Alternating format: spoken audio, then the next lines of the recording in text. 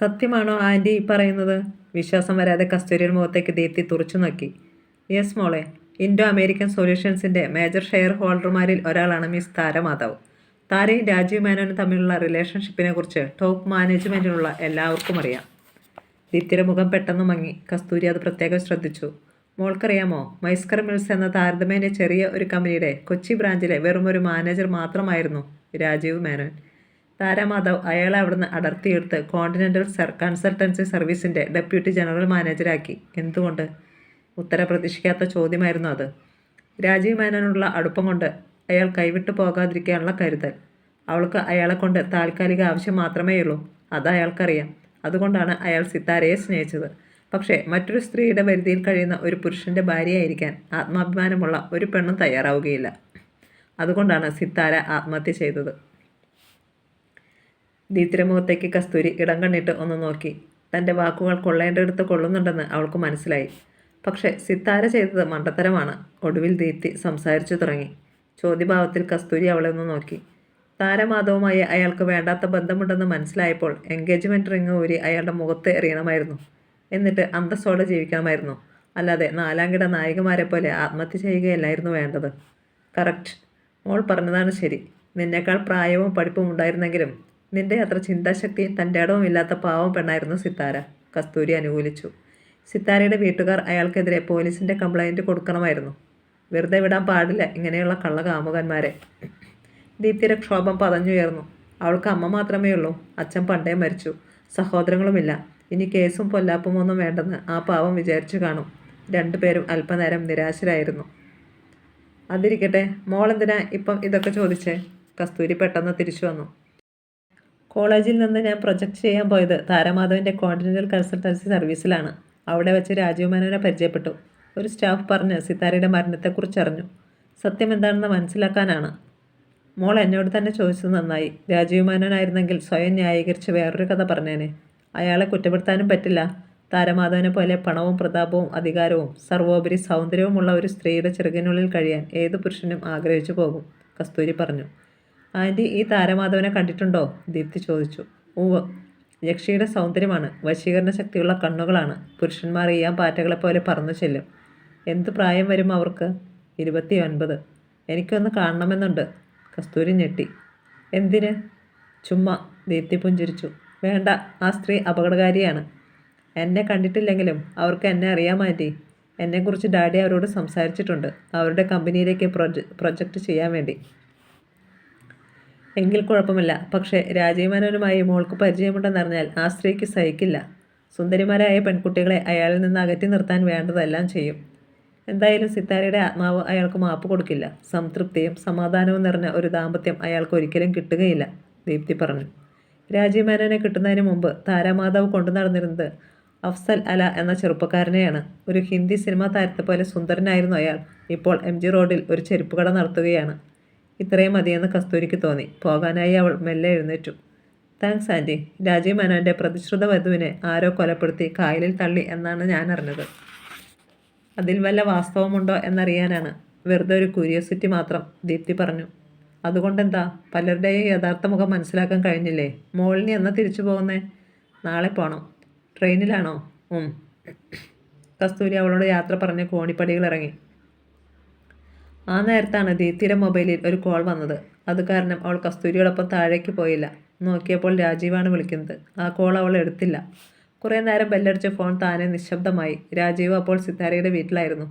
എന്താണ് ദീപ്തി ഫോൺ എടുക്കാത്തത്? അയാൾക്ക് മനസ്സിലായില്ല. അവൾ ചിലപ്പോൾ ഡാഡിയുടെ അടുത്തായിരിക്കും, അല്ലെങ്കിൽ ബാത്റൂമിൽ. മിസ്ഡ് കോൾ കാണുമ്പോൾ വിളിക്കാതിരിക്കില്ല.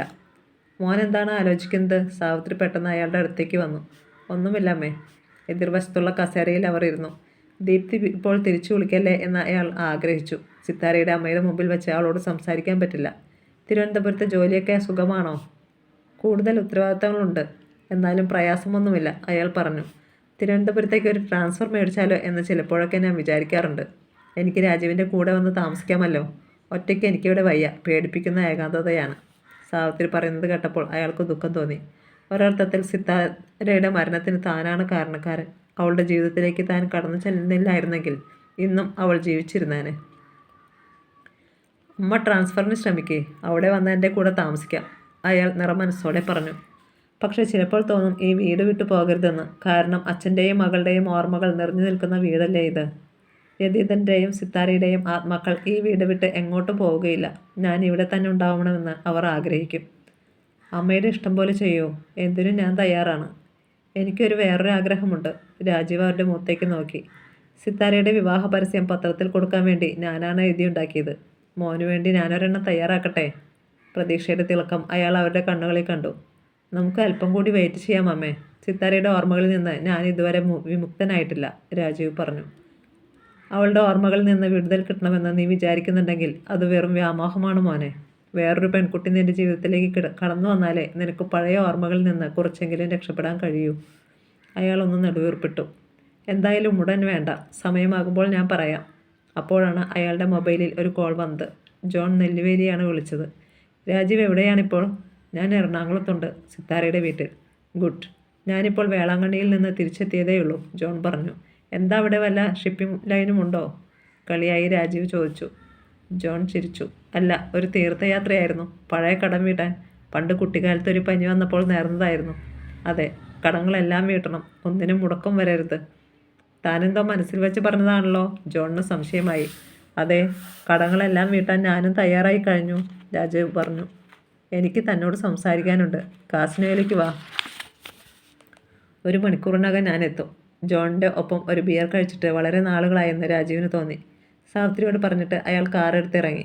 ഹോട്ടലിൽ ആദ്യം എത്തിയത് രാജീവാണ്. ഉടൻ തന്നെ ജോണും വന്നു. ബാറിൻ്റെ അരൻ്റെ വെളിച്ചത്തിൽ ഒരു മേശയ്ക്ക് ഇരുവശത്തുമായി ഓരോ മഗ് ബിയറുമായി ഇരുന്നു. ഇനി പറ, തൻ്റെ തയ്യാറെടുപ്പുകളെ പറ്റി, ജോൺ ആവശ്യപ്പെട്ടു.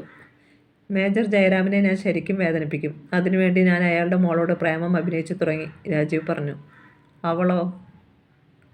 അവളെന്നെ ശരിക്കും സ്നേഹിച്ചു തുടങ്ങി. ജോൺ അയാളെ മിഴിച്ചു നോക്കി. മംഗലാപുരത്തെ പ്രശസ്തമായ Sathyabama memorial super speciality hospital. അരമണിക്കൂറിലേറെ നീണ്ടുനിന്ന സങ്കീർണമായ ഒരു തലച്ചോർ ശസ്ത്രക്രിയയ്ക്ക് ശേഷം ഡോക്ടർ രമേഷ് ഭട്ട് ഓപ്പറേഷൻ തിയേറ്ററിൽ നിന്ന് പുറത്തിറങ്ങിയപ്പോൾ ഉച്ചകഴിഞ്ഞ് 2:15 സമയം.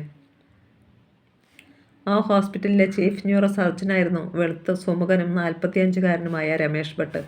അദ്ദേഹത്തോടൊപ്പം അസിസ്റ്റന്റുമാരിൽ ഒരാളായ ഡോക്ടർ രവി കുമാറും തിയേറ്ററിൽ നിന്നിറങ്ങി.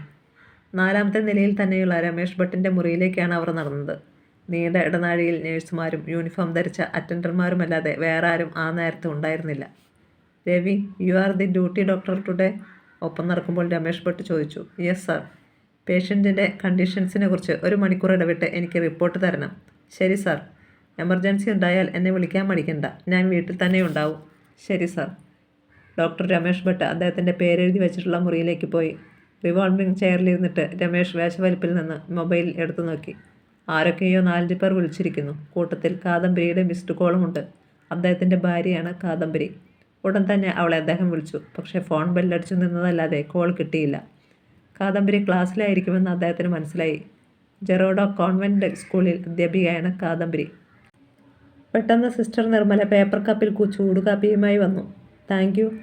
ഓപ്പറേഷൻ കഴിഞ്ഞാൽ പതിവുള്ളതാണ് ഒരു കാപ്പി. ന്യൂറോളജി ഡിപ്പാർട്ട്മെൻറ്റിലെ ഏറ്റവും മിടുക്കി സ്റ്റാഫാണ് മൂവാറ്റുപുഴക്കാരിയായ നിർമ്മല തോമസ്. വെളുത്ത മെലിഞ്ഞ് നല്ല ഉയരമുള്ള സുന്ദരിയാണ് നിർമ്മല. യെസ്. അവൾ പോകാതെ നിൽക്കുന്നത് കണ്ടപ്പോൾ എന്തോ തന്നോട് പറയാണ്ടെന്ന് രമേഷ് ഭട്ടിന് മനസ്സിലായി. റൂം നമ്പർ 34-ലെ കാജൽ ഡോക്ടറെ കാണണമെന്ന് പറയുന്നു. വീണ്ടും ഡോക്ടർ നഞ്ചപ്പ അവളെ ശല്യപ്പെടുത്താൻ ചെന്നു കാണും. അറിയില്ല. ആ കുട്ടിയുടെ കാര്യത്തിൽ ഇമ്മീഡിയറ്റായിട്ട് ഒരു തീരുമാനമെടുക്കണമെന്നാണ് പുള്ളി ഇന്നലെ പറഞ്ഞത്. ഡോക്ടറോട് നല്ല ദേഷ്യമുണ്ട് പുള്ളിക്ക്. അറിയാമെന്ന മട്ടിൽ ഡോക്ടർ രമേഷ് മെല്ലെ തലകുലുക്കി. സത്യഭാമ മെമ്മോറിയൽ ഹോസ്പിറ്റലിലെ അഡ്മിനിസ്ട്രേറ്റീവ് ഓഫീസറാണ് ഡോക്ടർ നഞ്ചപ്പ. ബില്ലനുസരിച്ചുള്ള പണമടയ്ക്കാതെ ഒരു രോഗിയെയും അദ്ദേഹം ഒരു ദിവസത്തിനകം വച്ച് പൊറുപ്പിക്കാറില്ല. ഇത് എത്ര ആഴ്ചകളായി? കാപ്പി കുടിച്ചിട്ട് രമേഷ് ഭട്ട് എഴുന്നേറ്റു. ഡിസ്ചാർജ് ചെയ്യാനുള്ള സമയം എപ്പോഴേ കഴിഞ്ഞു. കാജലിന് ഇനി വേണ്ടത് സൈക്കോതെറാപ്പിയാണ്. അതിനിവിടെ സൗകര്യമില്ല. പക്ഷേ അവളെ നമ്മൾ എങ്ങോട്ട് വിടും? ആരെ ഏറ്റെടുക്കും? ഊരും പേരും അറിയാത്തൊരു പാവത്തെ. റൂം നമ്പർ 34-ലേക്ക് നടക്കുമ്പോൾ നിർമ്മലയോട് ഡോക്ടർ രമേഷ് ഭട്ട് പറഞ്ഞു. ആ കുട്ടിയെ ഇവിടെ കൊണ്ടുവന്ന് ഏൽപ്പിച്ചത് ഒരു ഭാര്യയും ഭർത്താവുമല്ലേ? ഡോക്ടർ അവരെ കോൺടാക്ട് ചെയ്യാൻ ശ്രമിച്ചില്ലേ? അവൾ ചോദിച്ചു. അവർ തന്ന വിസിറ്റിംഗ് കാർഡിലെ വിവരമനുസരിച്ച് മിസ്റ്റർ നാരായണ ഹെഗ്ഡെ ഒരു ബിസിനസ്സുകാരനാണ്. കദ്രീഡ്രോള് ഗേറ്റിനടുത്തുള്ള അഡ്രസ്സാണ്. 2 ഫോൺ നമ്പറിലും പലതവണ വിളിച്ചെങ്കിലും ഇതുവരെ കിട്ടിയില്ല, ഡോക്ടർ പറഞ്ഞു.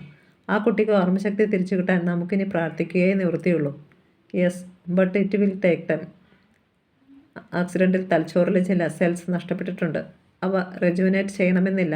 ഭാഗ്യത്തിന് അങ്ങനെ സംഭവിച്ചാൽ തന്നെ സാവധാനത്തിലേ നടക്കൂ. 34-ാം നമ്പർ മുറിയുടെ വാതിൽ അടഞ്ഞു കിടക്കുകയായിരുന്നു. നിർമ്മല വാതിലിലൊന്ന് മുട്ടിയിട്ട് തള്ളി തുറന്നു. അകത്ത് ബെഡിൽ 25 വയസ്സ് തോന്നിക്കുന്ന സുന്ദരിയായ ഒരു പെൺകുട്ടി ഇരിക്കുന്നുണ്ടായിരുന്നു. തൂവെള്ള ചുരിദാറും കൂർത്തയുമായിരുന്നു അവളുടെ വേഷം. ഡോക്ടർ രമേശ് ഭട്ടിനെ കണ്ട് അവൾ പ്രസരിപ്പോടെ ചാടി എണീറ്റു. Hello kajal, how are you? Doctor ചോദിച്ചു. ഹോസ്പിറ്റലിൽ അഡ്മിറ്റ് ചെയ്യുമ്പോൾ അവൾക്ക് ബോധമുണ്ടായിരുന്നില്ല. കൊണ്ടുവന്നവർക്ക് അവളുടെ പേരറിയില്ലായിരുന്നു. അഡ്മിഷൻ കാർഡിൽ പേഷ്യൻറ്റിൻ്റെ പേരെഴുതേണ്ടത് അത്യാവശ്യമായതുകൊണ്ട് ഡോക്ടർ ഭട്ട് തന്നെയാണ് കാജൽ എന്ന പേര് കൊടുത്തത്. ഐ ആം ഫൈൻ ഡോക്ടർ, പക്ഷേ എൻ്റെ പേര് കാജൽ എന്നല്ല. ഡോക്ടറോടൊപ്പം മണിപ്പാൽ മെഡിക്കൽ കോളേജിൽ കാജൽ എന്ന പേരുള്ള ഒരു പെൺകുട്ടി പഠിച്ചിരുന്നു.